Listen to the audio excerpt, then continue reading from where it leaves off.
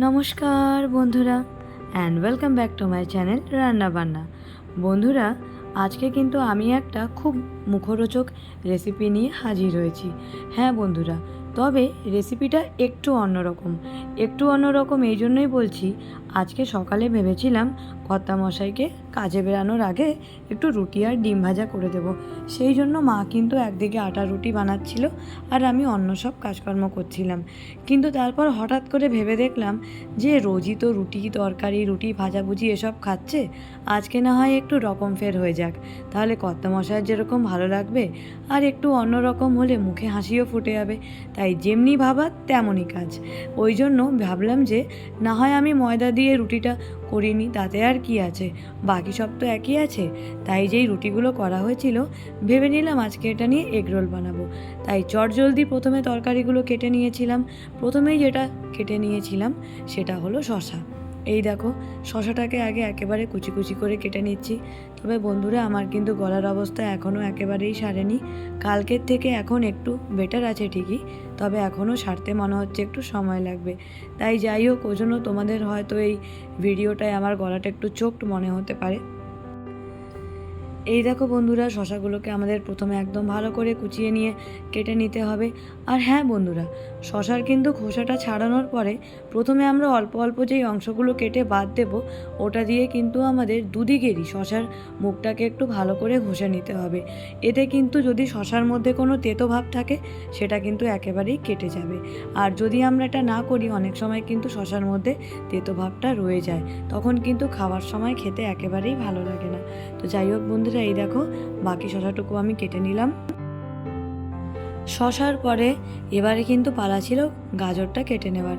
তবে বন্ধুরা, আমাদের কিন্তু বাড়ির কেউ যদি গাজর কুচি মুখে পড়ে কেউ কিন্তু খেতে চায় না। তাই কি করব, তাই আমি যখনই রোল বানাই বা যে কোনো আইটেমে যখন আমি গাজরটা দিই, আমি কিন্তু গাজরটা গ্রেট করে নিই। গ্রেট করলে কি হয়, যেরকম আমি তরকারিতে বা যে কোনো স্ন্যাক্স আইটেম হোক বা যাই হোক, তাতে যেরকম আমি গাজরটা দিতে পারি, সেরকম এটার কিন্তু যেরকম টেস্টটা বজায় থাকে সেরকমই মুখেও লাগে না জিনিসটা। ওই জন্য এই দেখো, গাজরটাকে প্রথমে সুন্দর করে গ্রেট করে নিয়েছিলাম। কারণ এগরোলের মধ্যে একটু গাজর থাকবে না, সেটা কিন্তু হয় না। আবার কে কীরকমভাবে খায় সেটাও তো মাথায় রেখেই কাজ করতে হবে। তো তোমাদেরও যদি বাড়িতে কারোর গাজর কুচি খেতে একেবারে পছন্দ না থাকে, তোমরাও কিন্তু আমার মতো এরকম করে গাজরটা সুন্দর করে গ্রেট করে নিতে পারো। গাজরের পর এবার কিন্তু আমি পেঁয়াজটা কেটে নিচ্ছিলাম। হ্যাঁ বন্ধুরা, এই দেখো, পেঁয়াজটাও কিন্তু আমাদেরকে একেবারে কুচি কুচি করে কেটে নিতে হবে। তবে হ্যাঁ বন্ধুরা, তোমরা যদি মনে করো যে পেঁয়াজটা একটু বেশি করে দেবে, দিতে পারো। আমি যেহেতু সেদিন 4টা রোল বানিয়েছিলাম, আমি কিন্তু সেই অনুপাতে সব কিছু কেটে নিচ্ছিলাম। তোমরা কে কটা রোল বানাবে সেই আন্দাজে কিন্তু কেটে নিও। এবার এই দেখো, পেঁয়াজটা একেবারে সুন্দর করে কেটে নেওয়ার পর এরকম আমাদের হাত দিয়ে একটু ছাড়িয়ে ছাড়িয়ে দিতে হবে। এতে কিন্তু পেঁয়াজগুলো আর গায়ে গায়ে লেগে থাকবে না, আর পেঁয়াজগুলো কিন্তু রোলে দেওয়ার পরে খেতেও বেশ ভালো লাগবে।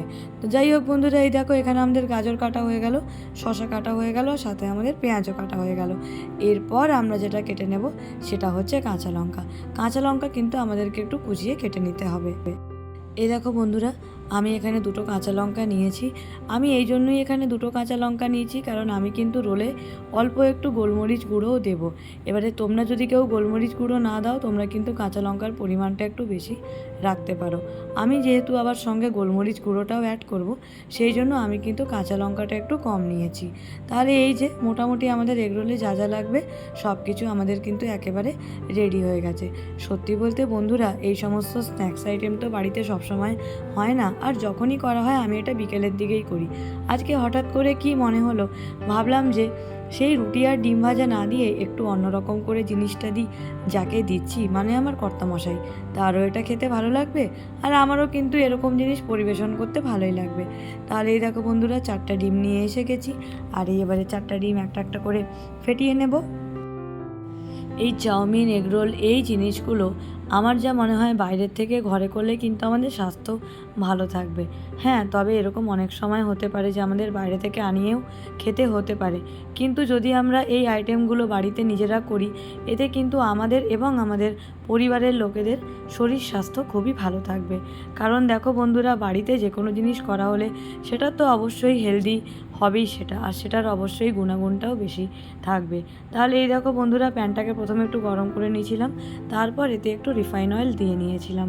এবার অয়েলটাকে দিয়ে ভালো করে একটু প্যানের মধ্যে চারদিকে ঘুরিয়ে নেব। এমনিতে এটা ননস্টিক প্যান, এতে কিন্তু কোনো কিছুই একেবারেই আটকায় না। এই দেখো তেল থেকে যখন একেবারে ধোঁয়া ধোঁয়া বেরাচ্ছে, এরপর কিন্তু আমরা এর মধ্যে আগে থেকে আমরা যেই ডিমটা ফেটিয়ে রেখেছিলাম সেটা আমরা এর মধ্যে দিয়ে দেবো।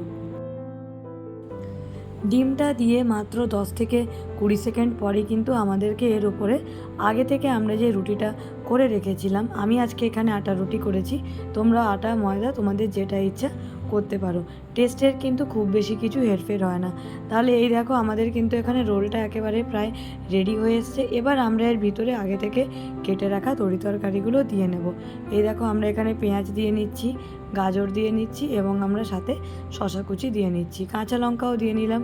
এবার আমরা আগে এর মধ্যে একটু বিট লবণ দিয়ে দেবো চারদিক দিয়ে পরিমাণ মতো, যে যেরকম ভালোবাসো। আর এরপর আমরা কিন্তু এটার উপর দিয়ে একটু গোলমরিচ গুঁড়ো ছিটিয়ে দেবো।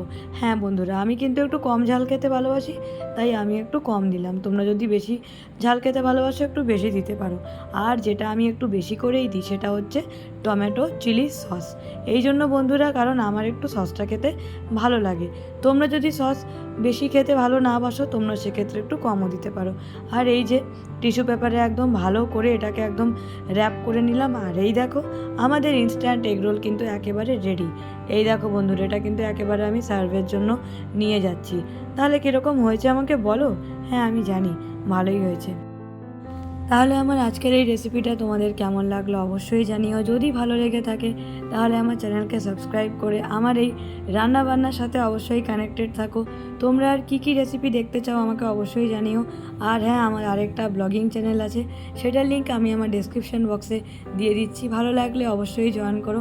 আবার দেখা হচ্ছে নেক্সট ব্লগে। সবাই ভালো থেকো, সুস্থ থেকো, টাটা।